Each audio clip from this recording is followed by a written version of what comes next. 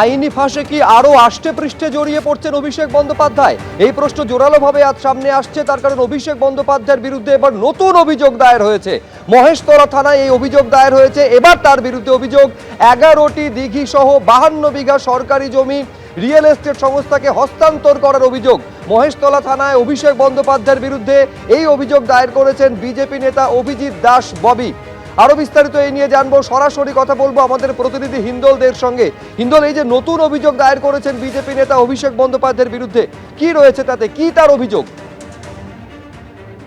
একেবারে শুভ্রজিৎ, তোমাকে বলে রাখি, এই বিজেপি নেতা অভিজিৎ দাস ববি তিনি বিভিন্ন অভিযোগ কিন্তু অভিষেক বন্দ্যোপাধ্যায়ের বিরুদ্ধে করেছেন। কখনো সেবাশ্রম নিয়ে অভিযোগ করেছেন, কখনো বা চিকিৎসা সংক্রান্ত বিষয় নিয়ে অভিযোগ করেছেন, এবং একাধিক অভিযোগ তিনি এর আগে করেছেন, এবং জমি দখলের অভিযোগ রয়েছে।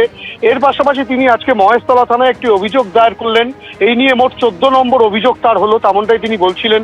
14টি অভিযোগ তিনি করেছেন অভিষেক বন্দ্যোপাধ্যায়ের বিরুদ্ধে। মহেশতলা থানায় আজকে তিনি দলের কর্মী সমর্থকদের নিয়ে অভিযোগ জানাতে যান, এবং তার যেটা অভিযোগ যে মহেশতলা এলাকায় একটি নামী রিয়েল এস্টেট সংস্থাকে সেই এলাকায় কিন্তু রীতিমতো অভিষেক বন্দ্যোপাধ্যায় এবং তৎকালীন যেসব জেলা প্রশাসনের কর্তা ব্যক্তিরা ছিলেন তারা সকলে একত্রিত হয়ে রীতিমতো সরকারি জমি কিন্তু হস্তান্তর করে দেওয়া হয়েছে, এবং সেখানে কয়েকশো কোটি টাকার কিন্তু দুর্নীতির অভিযোগ তিনি তুলেছেন।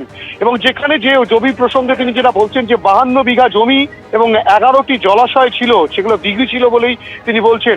সেই 11টি দিঘি সহ যে 52 বিঘা জমি, সেই জমি কিন্তু কর্মসংস্থান করার জন্য, সেখানে কারখানা তৈরি করার জন্য পূর্বতন সরকারের তরফ থেকে কিন্তু বলা হয়েছিল। তার পরবর্তী ক্ষেত্রে অভিষেক বন্দ্যোপাধ্যায় যখন থেকে এখানে সাংসদ হিসাবে রয়েছেন, তারপর থেকে কিন্তু জমির চরিত্র বদল হতে থাকে, এবং তিনি যেটা বলছেন যে অভিষেক বন্দ্যোপাধ্যায়ের নেতৃত্বেই জমির চরিত্র বদল করে সেই সব জলাশয় ভরাট করে তিনি স্যাটেলাইট ম্যাপ পর্যন্ত দেখাচ্ছেন 2016-তে কি পরিস্থিতি ছিল, বর্তমানে কি পরিস্থিতি রয়েছে।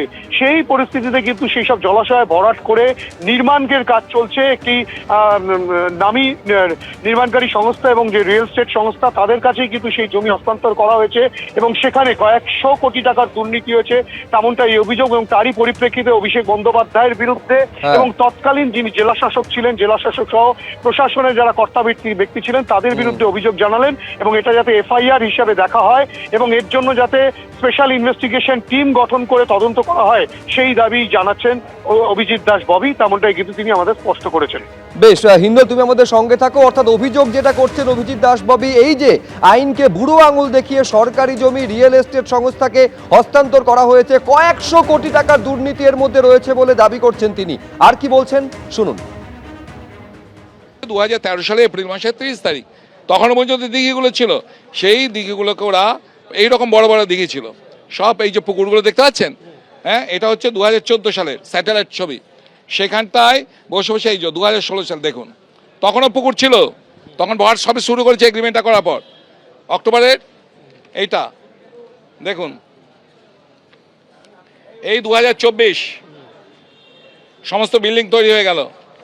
এই দেখুন 2025 বড় বড় কমার্শিয়াল কমপ্লেক্স তৈরি হচ্ছে। এই দেখুন এখন বর্তমানে এই রিসেন্ট কালকে হচ্ছে, দেখুন এখনো চলছে, এদের এখনো চলছে। 52 বিঘা পুরো গ্রাস করবে এরা। এই নেপথ্যে মূলত কার বিরুদ্ধে অভিযোগ করলেন, কারা কারা?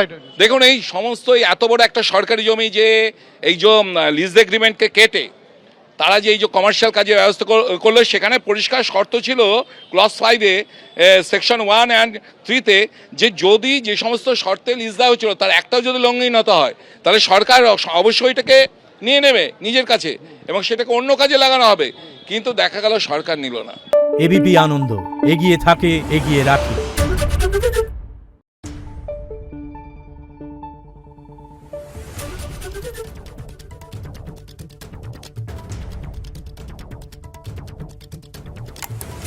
Thank you.